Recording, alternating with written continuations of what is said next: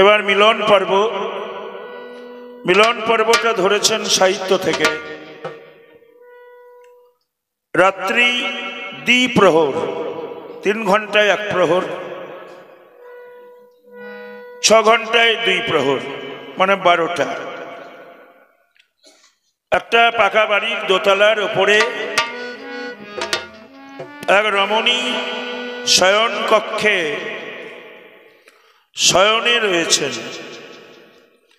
মেঘাচ্ছন্ন গগন, টিপি টিপি বৃষ্টি ঝরছে। এমতাবস্থায় তার প্রিয়তম এসে পড়েছে। সেই দোতলার উপরে দরজার কাছে গিয়ে বলছে, ওগো ওগো দরজা খোলো, কথা বলো, দরজা খোলো, কথা বলো। ওগো আমার প্রিয়তমা, দরজা প্রিয়তমা, দরজা খোলো, কথা বলো। ওগো আমার প্রিয়তমা, ও প্রিয়তমা। আমি বৃষ্টি পরে ভিজে মরি, তুমি শুনতে কি তা পাও না? গো প্রিয়তমা, ওরে দরজা খোলো, কথা বলো। ও আমার প্রিয়তমা, ও গো প্রিয়তমা। আমি এলাম বড় আশা করে, রয়ে গেলে ঘুম ঘরে। আর রয়ে গেলে ঘুমের ঘরে, কেন সারা না দাও মোরে? আমি কিছুই বুঝতে পারি না। ও গো প্রিয়তমা। হ্যালো হ্যালো, আরে একা আমি নারী, ঝোচুর করে ঝরছে বাড়ি। ঘরে আমি একা নারী,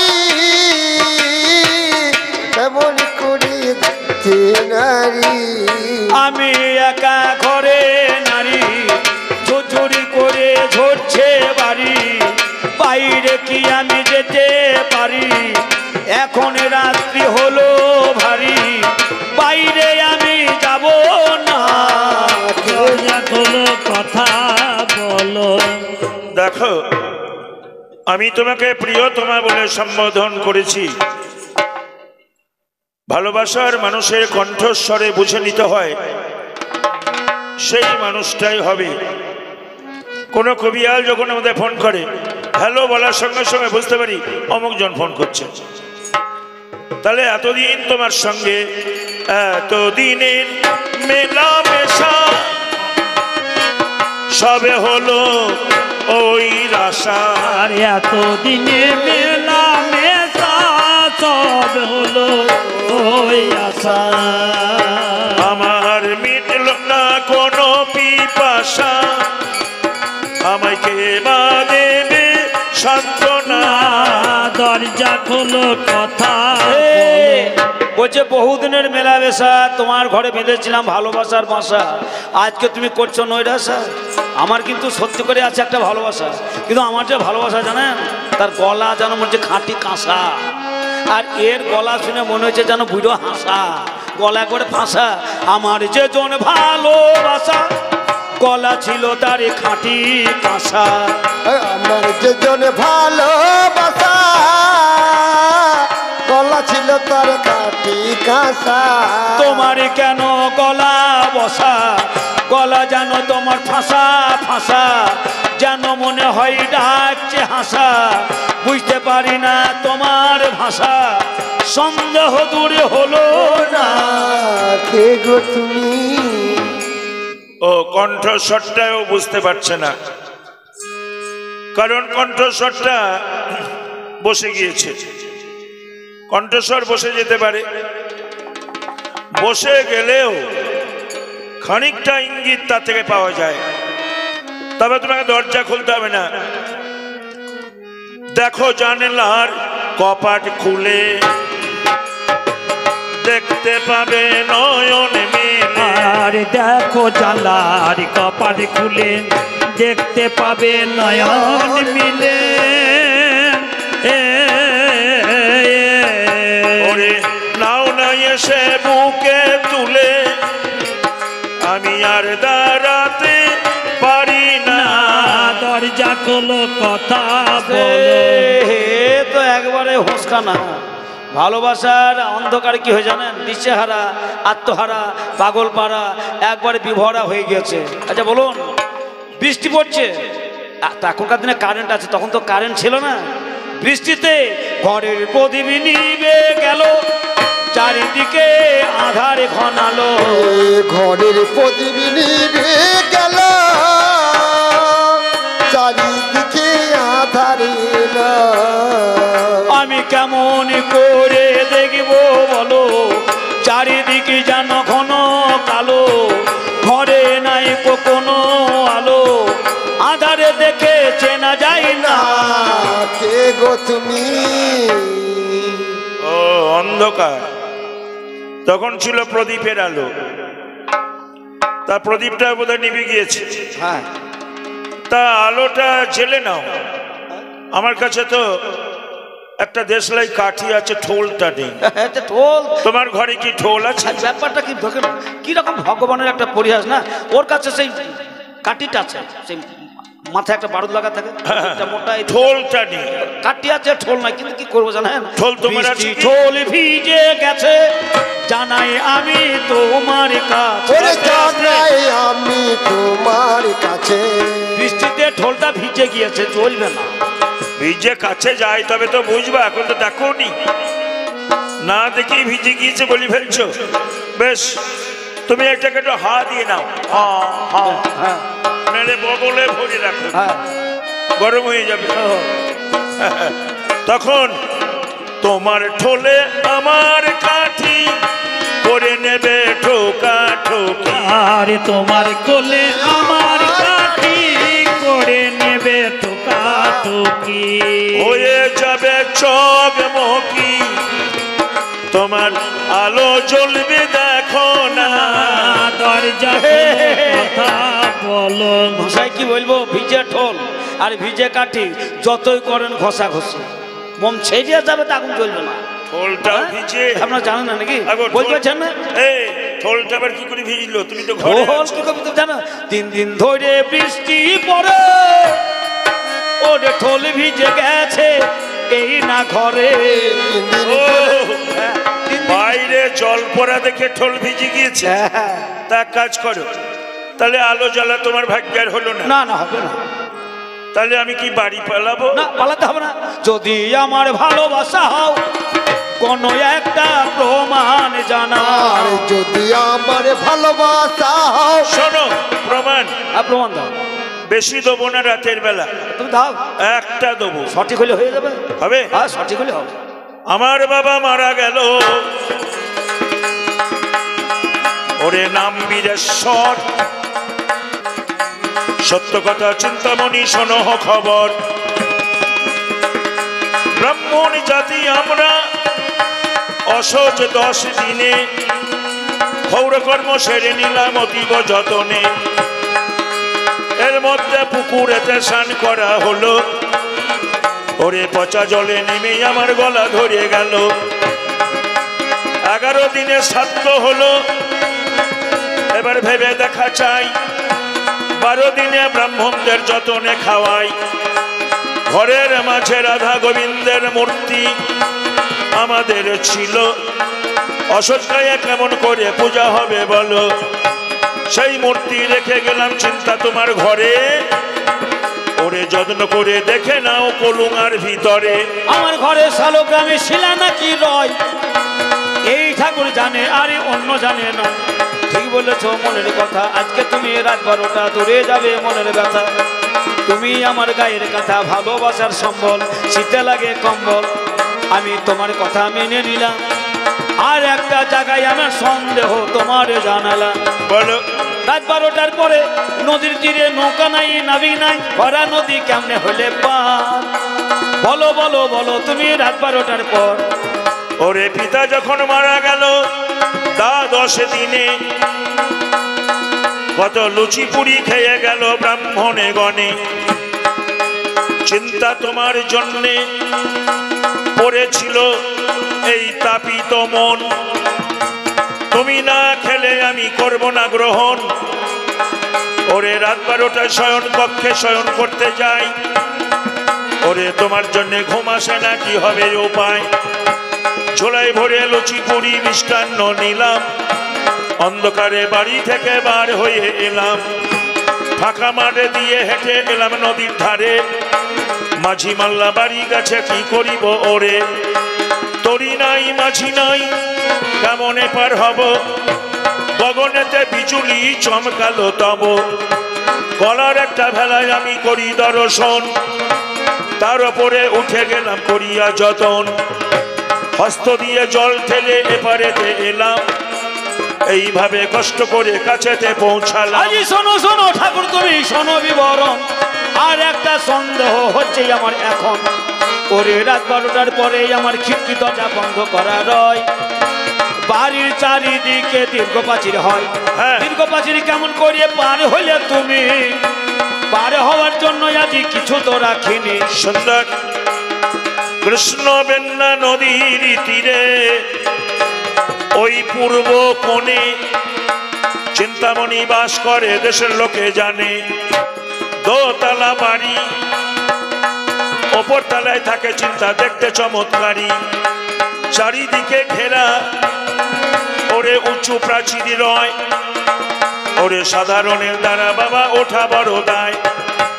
আমিও তাই সেইভাবে চিন্তায় পড়ে গেলাম, চিন্তামণির ভাবনাতে ঘুরিতে লাগিলাম। হঠাৎ আমার গগনেতে বিদ্যুৎ চমকালো, একটা পাটের দড়ি ঝুলছে আমার দেখতে পাওয়া হলো। দড়িটাকে যত্ন করে নিলাম আমি ধরে, দিগিবাজি খেয়ে আমি উঠিলাম ওপরে। শুনে তোমার কথায় আমার বেরিয়ে গেল ব্যথা, রাখি নাই দড়ি আমি দড়ি পেলে কথা। এবারে তোমার কথা শুনে সন্দেহ বেড়ে গেল দ্বিগুণ, দড়ি কোথায় রেখেছি দেখিব এখন। চলো চলো দুজন মিলে ঈশান কোণে যাই, ওরে কোন দড়ি ধরে প্রাচীর পার হইলে রাত 12টায়। এবারে ঈশান কোণে করি দর্শন, কোথায় দড়ি রেখেছ দেখা তো এখন। ওই দেখো ঝুলছে দড়ি, চেয়ে দেখো ও সুন্দরী। আর ওই দেখো ঝুলছে দড়ি, চেয়ে দেখো ও সুন্দরী। ওই দড়িকে আমি ধরি, দুলছে কেমন দেখো না। দরজা খোলো। কি হলো? দড়ি আমি অন্যান্য দিন রাখি, আজ আসার কথা ছিল না, দড়ি রাখাও ছিল না। কিন্তু যেটাকে বলছে দড়ি, ওটা দড়ি নয়, ওটা হচ্ছে বিষধরি, মানে সর্প।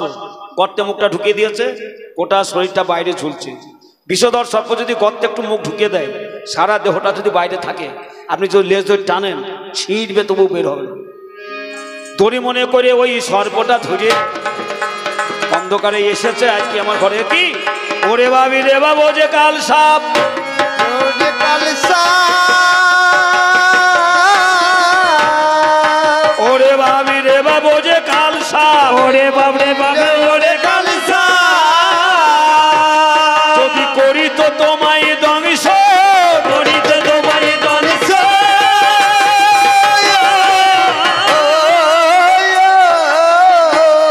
এই ভালোবাসা টানে এই নিশিক্ষণ হইতো তোমারই মরণ। হইতো তোমার মরণ। আজ ধন্য তোমার ভালোবাসা, আরে ধন্য তোমার ভালোবাসা, আজ আমার ঘরে বাঁধবে বাসা। ধন্য তোমার ভালোবাসা। সত্যি চিন্তা, আমি তোমাকে কত ভালোবাসি। দেখো, মানুষ অন্ধকারে হেঁটে দড়ি পড়ে থাকলে সাপ মনে করে, একে বলে রজ্জুতে সর্পভ্রম। আর আমি সাপকে দেখে দড়ি ভেবেছি, এটা হলো সর্পতে রজ্জু ভ্রম। সত্যি আমি অন্ধ হয়ে পড়েছি চিন্তা তোমাকে ভালোবেসে। তবে শোনো শোনো শোনো ঠাকুর, এই নিশিক্ষণে কোন ভেলা ধরে এসেছো দেখবো নয়নে। নদীর কূলে বটে তলে রেখেছো ভেলা, তুমি আমি দুজন মিলে যাব এখন হাতে জেলে এবার গানের প্রদীপ ছেলে চিন্তা আগে আগে ধায় আমরা দুজনাতে চলে এলাম নদীর কিনারায় ওই দেখো চিন্তা কলার ভেলাটা ভাসমান অবস্থায় নড়ছে কেমন দেখো এখনো নদীর কূলে ওই না জলে ভাসে আর তোলে ঢেউয়ের তালে তালে খেলে দেখি কাছে গিয়ে আলো জেলে এত ভেলা নয় একটা নারীর মৃতদেহ উপর হয়ে ভেসে রয় নারী হ্যাঁ এটা নারীর মৃতদেহ হ্যাঁ কই দেখি দেখো ভালো করে দেখো ঠাকুর এমন সময় গগনেতে বিজলি চমকালো সত্যি এটা নারী দেহ আমার মনে হলো চিন্তা তাই তো আমি এর উপরে চড়ে কলার ভেলা মনে করে আমি এপারে এসেছি এই পচা দেহের গন্ধ আমার দেহে আছে এটা এক গৃহস্থের রমণী নয়নতারা একে আমি বিলক্ষণ চিনি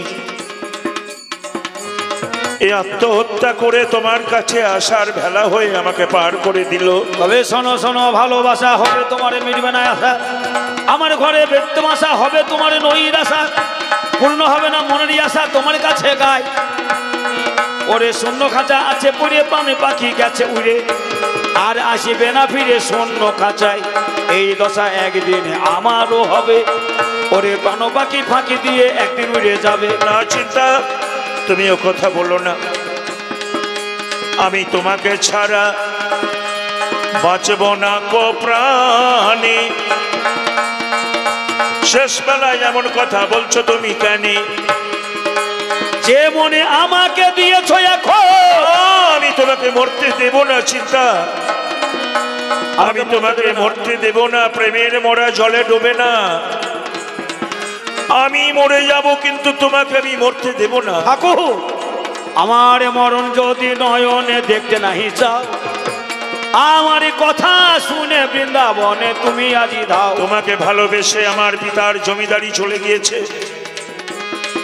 তোমাকে ভালোবেসে আমার স্বর্ণ মণি মুক্তা জহরত সব তোমাকে দান করে দিয়েছি আজকে আমি শুধু তোমার প্রেম ভিখারি আজকে এই প্রেম ভিখারি থেকে তুমি আমাকে বঞ্চিত করে দিও না চিন্তা আমি জীবনে চরমতম আঘাত পাবো আমাকে যদি তাড়িয়ে দাও আমি কোথায় যাব বলো ঠাকুর যেমন তুমি আমাকে দিয়েছ এখন আমার মনে মিশে দিয়েছো তোমার ওই মন এই মনে নিয়ে আর এক চিন্তামণি আছে আবার চিন্তামণি আছে না না আমি আর চিন্তামণির ভালোবাসায় পড়বো না বলবে না তো শোনো এক চিন্তামণির কাছে আমাকে এত দুঃখ পেতে হলো ঠাকুর আমি তোমার মুখার দেখিব না তোমায় ভালোবাসিব না তোমার মুখার দেখিব না তোমায় ভালোবাসিব না বৃন্দাবনে যাও হাসি মুখে দেব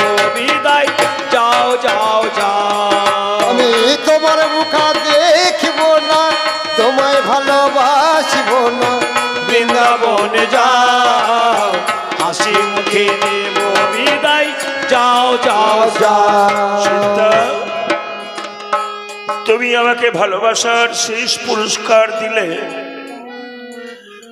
আমি বৃন্দাবনে জীবনে যাইনি আমি কোনো রাস্তা চিনি না আমার গুরু দীক্ষা হয়নি সবই মন্ত্র তন্ত্র যন্ত্র সবই তুমি আমার ছিলে আজকে তুমি আমাকে করলে বিতারণ কেমন করে যাবো আমি মধুর বৃন্দাবন আজি শোনো শোনো ঠাকুর তুমি শোনো আমার ঠাই বৃন্দাবনে যাবে তুমি রাস্তা দেখাবে তোমায় জগতের আমি হেঁটে হেঁটে বিহারের গয়া ধামে এলাম বট বৃক্ষ তলে এক সাধু দেখতে পেলাম নাম যার সমগিরি আমি গেলাম তার কাছে সে আমাকে যত্ন করে দীক্ষা দিয়েছে দীক্ষা নিয়ে ভগবানকে খোঁজার জন্যে আমি হেঁটে চলে যাই। আবার মেয়ে দেখতে পেলাম পথের কিনারায়, অবিকল যেন চিন্তামণি স্নান সেরে আসে, অপূর্ব সোনার কলস তার কাঁখে ভাসে। না না না, তুমি চিন্তা বলে এক সময়, তুমি কে? তোমাকে চিনি না।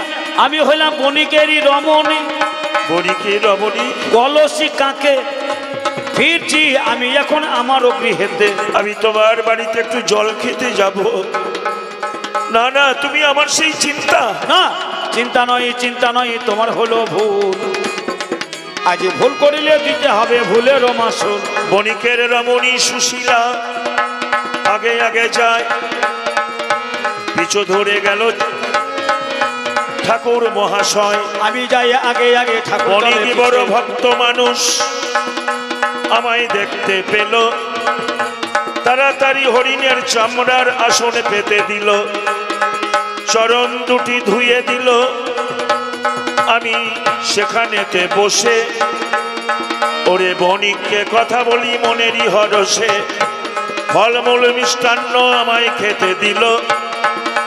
শেষ বেলাতে বণিক আমায় জিজ্ঞাসা করিল, ঠাকুর মশাই, আমি বড় ভাগ্যবান, আমার বাড়িতে তুমি দিয়েছ দর্শন, তোমার মনের কি অভিলাষ তুমি আমাকে বলো ঠাকুর মশাই।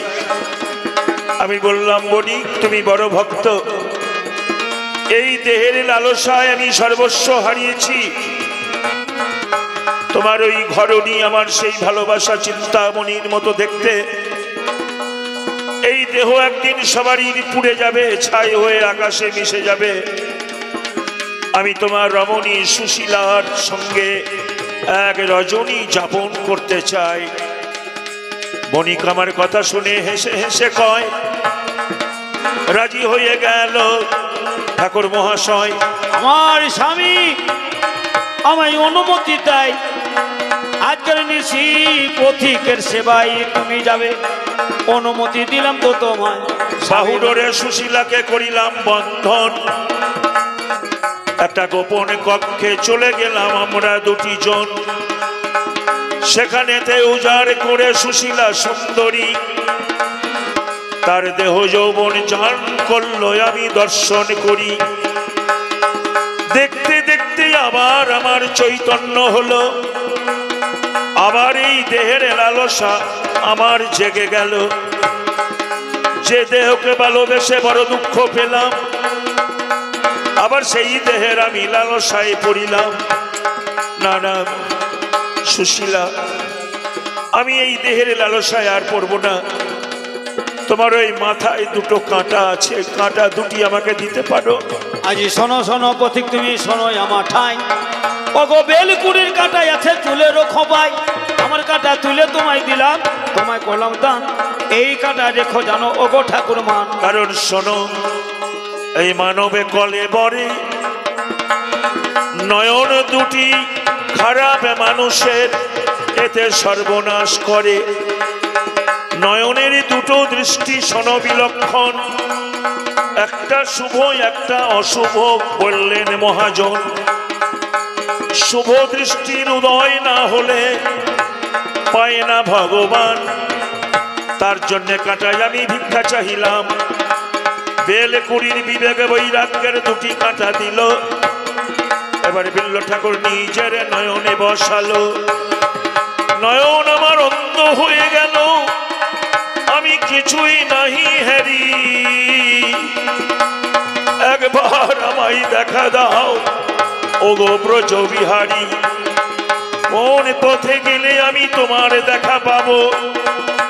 আমি তোমার জন্য দেখে তোমায় আমি পাগল হব। আজি অন্তর্যামী ভগবানই জানিল অন্তরে, আজি চর্মচক্ষু হারিয়ে জ্ঞান চক্ষু ভেদ করে ভক্তটাকে মরে। ভক্তই আমার মাতা পিতা, ভক্তই আমার গুরু, ভক্তই আমার নাম দিয়েছে বাঞ্ছা কল্পতরু। বালকেরই রূপ ভগবান করিল ধারণ, এই পথিকের কাছে দিল দর্শন। শোনো শোনো পথিক, তুমি কোথায় বলো যাবে? আমি তোমার সহায় হব, হাত ধরো তবে। আমি বৃন্দাবনে আমি মায়া কূপের মধ্যে পড়ে গেলাম। মায়াকূপের মধ্যে হরি হরি হরি করে চিৎকার করি, এক বালক হস্ত বাড়িয়ে দিয়ে আমাকে তুলে নিল। তার দেহে মকরন্ধের গন্ধ। কি তুমি বাবা? আমি তোমাকে দেখতে পেলাম না। আমি হলাম রাখাল। রাখা যুগে যুগে চারি যুগে ধরে থাকি হাল। আমি রাখাল। কেউ বলে নন্দের দোলাল, কেউ বলে গোপাল। আজকে দেখি কূপে পড়ে তোমার দশা হইয়াছে বেহাল। গোপাল, হ্যাঁ, তুমি নন্দ নন্দন, তোমাকে ধ্যানই পায় না ধ্যানে, যোগী পায় না যোগে। তুমি ভক্তকে দেখা দাও অতি অনুরাগে। ওমি ফুল্লেন্দি বরকান্তি মিন্দুরে বদনম বরহাবতম সত প্রিয়ম শ্রীবৎসঙ্কমোদরম কৌস্তবধরম পীতাম্বরম সুন্দরম গোপীনাঙ্গি নয়নতপলারিচিত তনুম গোগোপসংহাবৃতম কলবেনো বাদনম পরম দিব্যাঙ্গম ভূষণম ভজে। হা কৃষ্ণ করুণা সিন্ধৌ দীনবন্ধৌ জগৎপতে গোপেশ গোপীকান্ত রাধাকান্ত নমস্তুতে। ঠাকুর, আমি যে তোমাকে দেখতে পাচ্ছি না, আমার নয়ন অন্ধ, তুমি আমাকে একবার দেখা দাও। এবারে বলছে দেখা দাও, দেখা দাও, দাও দর্শন। ওরে উপস্থিত হয়েছি, এটা সেই বৃন্দাবন। বৃন্দাবনের ধুলো চোখে ছিটাইয়া দেওয়া হয়। অন্ধচক্ষু ভালো হলো, বালক নিরুদ্দেশ হয়। চাচর কেশ চূড়া ধরা, মাথায় চরণে নুপুর, হাতে বাঁশি, গলে গুঞ্জমালা, মাথায় ময়ূর পাখা। তুমি সেই যশোদার দুলাল। ঠাকুর, তুমি যুগলে আমাকে একবার দর্শন দাও। ভক্ত, যুগলে যুগল দর্শন হবে গো তখন। যে চিন্তার কথা এলে এই বৃন্দাবন, সেই চিন্তাকে স্মরণ করে যুগলে দাঁড়াও, তারপরে যুগলমতি দর্শন করে যাও। এইবার বিল্ল ঠাকুর চিন্তা চিন্তা করে এই ডাক পৌঁছে গেল চিন্তার গোচরে। ভালোবাসার টানি অন্তরে জানিল আমার ওই চিন্তা মনে। অন্তরে ডাক শুনে ছুটতে ছুটে আসিলাম আমি। আরে ঠাকুরের বামে এসে আমি দাঁড়াইলাম। ওগো ঠাকুর, তোমার ভালোবাসা টানে বৃন্দাবনে এলা। এবার ঠাকুরের বামে আমি দাঁড়াই, সামনে দেখি শ্যামের বামে দাঁড়াইল রায়। হরি বল।